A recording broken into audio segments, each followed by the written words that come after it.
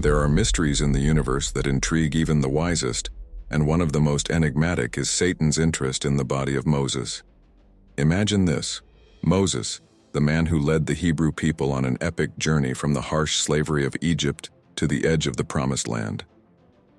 After his death, Satan appears claiming his body in a scenario that seems almost like a fantasy movie.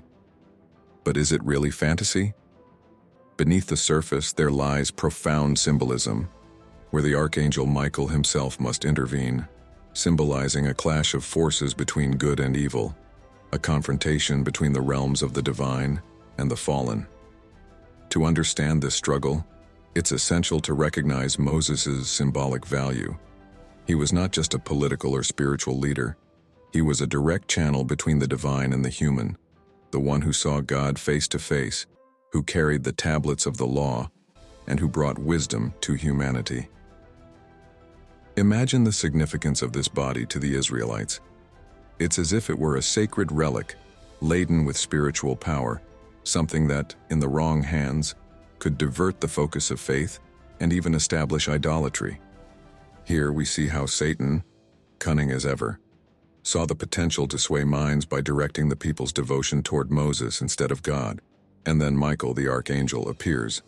It's fascinating to picture the scene. Michael confronts Satan, but not with his own power. He invokes the authority of God, saying, "The Lord rebuke you." This teaches us something fundamental. It's not our strength, but divine authority that overcomes evil. After all, what could Satan really do with Moses' body? Manipulate, confuse, or perhaps even create a distraction from true faith. This celestial clash leads us to reflect. How often are we tempted to place our trust in things or people rather than in divine strength? Moses, throughout his journey, was the living example of resilient leadership. He faced unimaginable challenges, from Pharaoh's harshness to the stubborn hearts of his own people.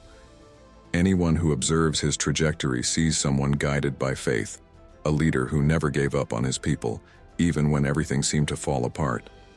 But, like any human, Moses also had his moment of weakness. Under constant pressure, he made a seemingly simple but significant mistake. Instead of speaking to the rock as God commanded, he struck it with his staff. At first glance, it seems like an insignificant action, but it reflected something much greater, a breach of trust in divine instruction. This mistake not only prevented him from entering the Promised Land, but also brought a profound lesson on total obedience to God. It's interesting to note that, in the heat of frustration, Moses placed himself as an active part in the miracle, using the term "we" when speaking to the people, as if he and God were partners in bringing forth water. This "we" was subtle, but enough to show that Moses, even unintentionally, had taken a bit of the focus away from God's glory. Here, we learn about the importance of giving credit to the true maker of miracles.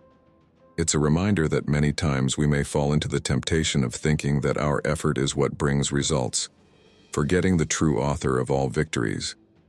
Imagine Moses' pain upon learning that, after all, he would not enter the Promised Land. He who had led his people with such dedication now finds himself barred at the doors of his dreamed destination. This reminds us that obedience to God is a journey that requires discipline until the last moment. Moses teaches us that despite mistakes, it's possible to continue being an inspiration, and that every action counts. Even in his failure, he shows how faith is a daily commitment. And so the reflection lingers. Are we paying attention to the small instructions that could make all the difference in our walk of faith? The clash between Michael and Satan over Moses' body is one of the Bible's most intriguing scenes, almost like a window into a spiritual reality that we don't see daily. Imagine a high-ranking angel, Michael, and Satan himself, fiercely disputing a body. But note, this confrontation is not about physical strength or an exchange of blows like a terrestrial battle. It's a struggle of authority. Michael, though powerful, doesn't rely on his own strength to face Satan. Instead, he says, "The Lord rebuke you." This teaches us a valuable lesson. True strength doesn't lie in personal power, but in the authority of God. It's interesting to think that Satan, with all his cunning, desired Moses' body to lead Israel astray. The enemy, aware of Moses' importance, knew that his body could easily become a symbol of undue reverence. It would be like turning Moses into an idol, a revered figure to the point of overshadowing faith in God himself. It's a subtle but powerful tactic, showing Satan's strategy to manipulate people's devotion. Here we see how evil tries to use even good things to divert people from the true purpose. How often in life are we tempted to cling to symbols and leave behind the essence of faith? This scene also shows us Michael's role as a defender of divine order. He acts without arrogance, knowing that strength comes from the Lord and not from himself. This reminds us that in our journey we often face temptations and challenges greater than we can handle alone. We can learn from Michael to trust in God's strength, recognizing that our battle is not against people or situations, but against spiritual forces that can only be overcome with faith and humility. And so, Michael leaves us with a silent question. Are we facing our battles in our own strength or trusting in higher power? God's decision to hide Moses' body reveals much about his concern for the human heart. The people of Israel, already weakened by their tendencies throughout their journey, proved susceptible to idolatries, like in the episode of the golden calf. Imagine if Moses' body were found. That powerful, almost mythical leader could easily become an idol. God, knowing human inclinations, then decides to protect his people from falling into this trap by hiding Moses' body. It's like a fatherly lesson, teaching a child not to cling to what's visible but to the essence of faith. This action by God serves as a practical reminder of the importance of not worshiping human figures, but keeping our focus on the divine. How often in our daily lives do we let ourselves be influenced by charismatic figures, by leaders or personalities who, unintentionally, become almost untouchable?